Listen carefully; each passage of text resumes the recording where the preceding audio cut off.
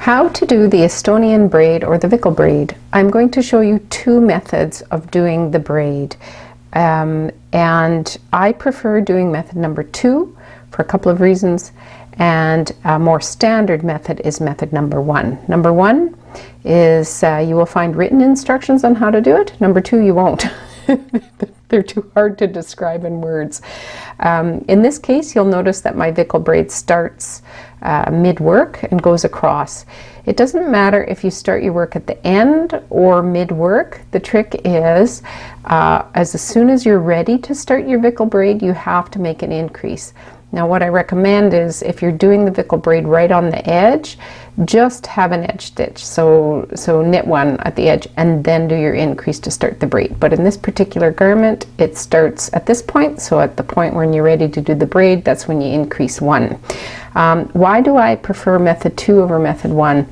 If you look at the first braid, and the braid is done on 1 row, that's it. And on the back side, you do whatever the pattern says. Most often you're just purling on the back side, which is what I did here, but I wanted to show you how and I purposely did a rib stitch afterwards to show you how elongated the that backside stitch of the braid is. It's really elongated and long, and it's not a huge deal.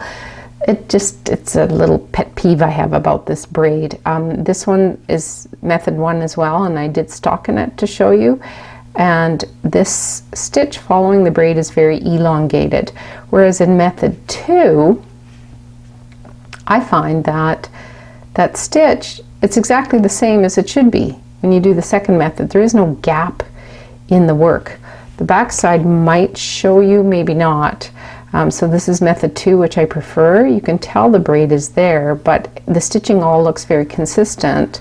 But when you get to this method 1, there's a big gap, and it is hard to see on the camera, but it's no big deal really, because it's still beautiful, it's still pretty, so you do whichever method suits you better. How to do the Estonian braid. This one is the more standard method of doing the braid, the one that has instructions that are the easier to follow. Okay, so the first thing you do is you have to make an extra stitch. So do that however you want. I will do a knit through the front and back loop, and then you have to transfer those back. And now you are ready to begin. So this is a little awkward for the first stitch because that's your made stitch, but just bear with it. Okay, so you're going to knit through the back of the second stitch on the left hand needle. So I go into the back and I knit it. Don't pull anything off. Then knit into the front of the first stitch like that. Now pull those off. Voila!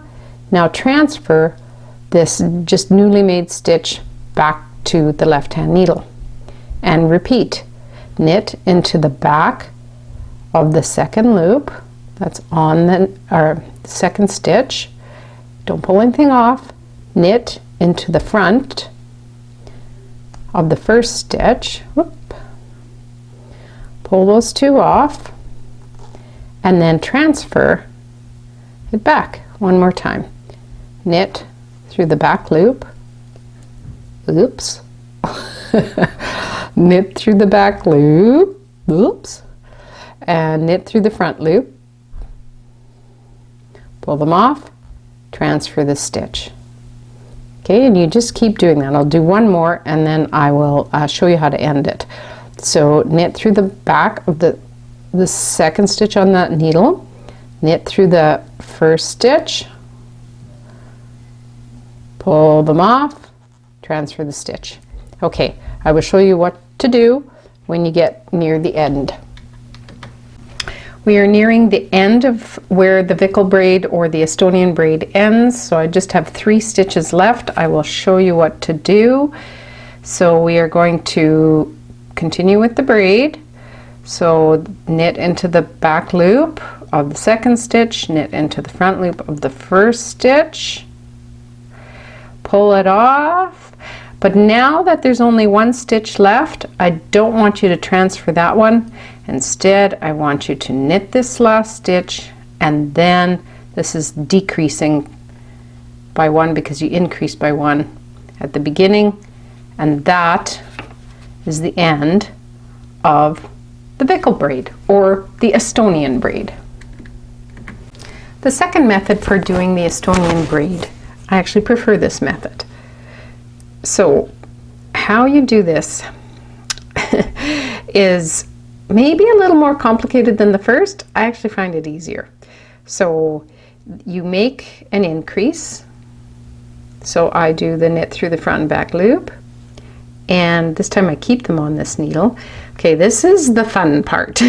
So now you take your left hand needle and you put it into the second stitch here.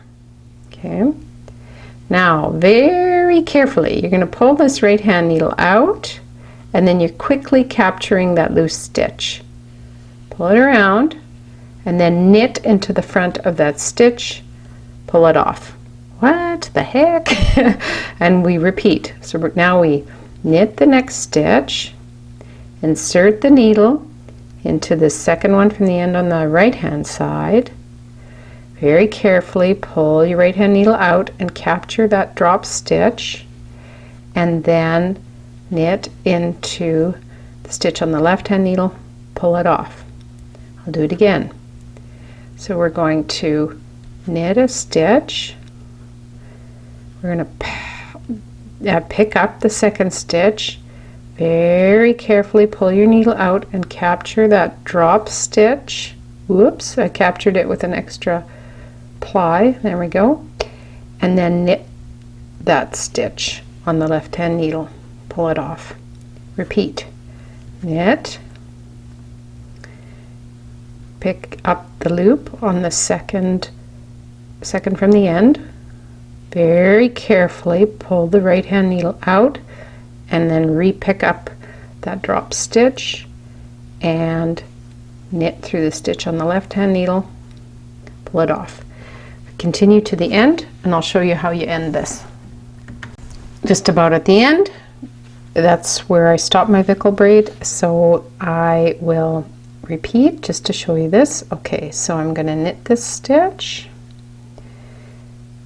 pick that one up, very carefully pull the right hand needle out, pick up the drop stitch, knit it, and at the end you've got one stitch left. You're going to knit it and just slip this one over, and you've eliminated that extra stitch. And that is the second method of doing the Estonian braid.